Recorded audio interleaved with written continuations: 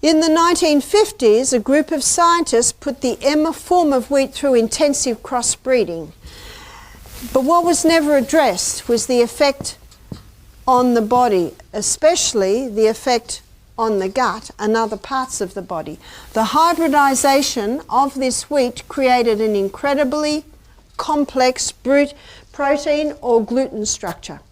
It's almost only a cast iron gut that can break that down, and there aren't many cast iron guts today.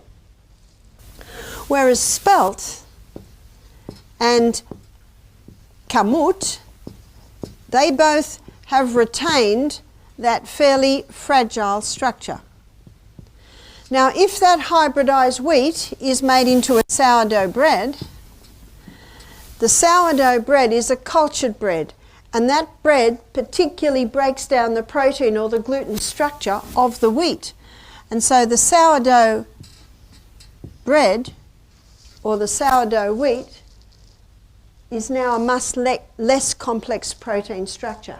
Now, if you make spelt or kamut into a sourdough bread, and basically the sourdough is just the way the bread is made or risen, you can bring the spelt and kamut back to the very fragile encorn structure.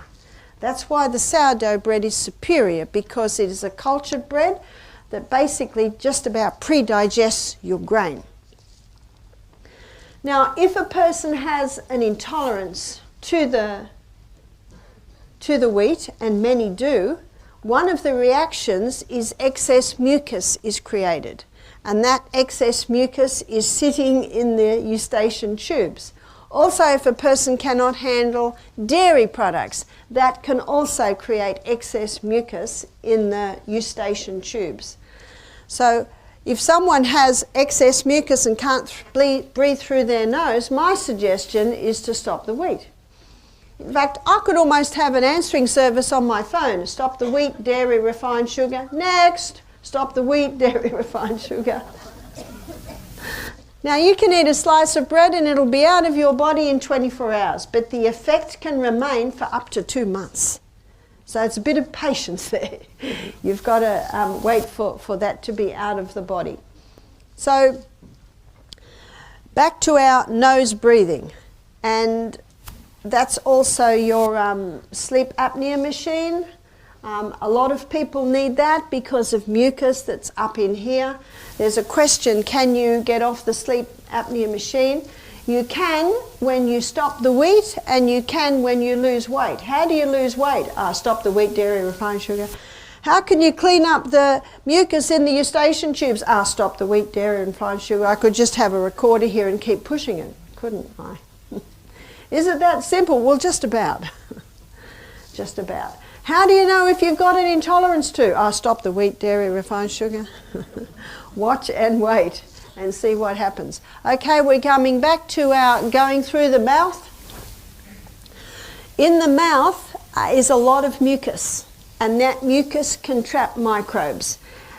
And also, there are more microorganisms in your mouth than people that live on planet Earth. That's incredible. There's a different community at the back here to this one community here and this community there.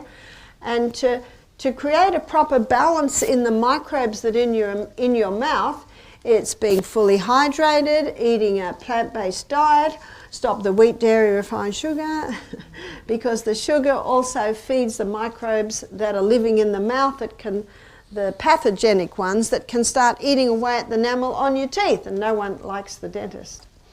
But there is a simple thing you can do to maintain a proper balance in the mouth, and that is oil pulling. That's taking a spoonful of coconut oil and swishing. Swish, swish, swish, swish. And after about 10 minutes, spit it out. Don't spit it down the plug hole, because the coconut oil will go solid and plug up your drain. Spit it outside, and the microbes that live on the soil will eat up the waste in your coconut oil as you spit it out. Also, rinse your mouth a couple of times with water. That's a great way to maintain a proper balance in the microbes in your mouth. Now,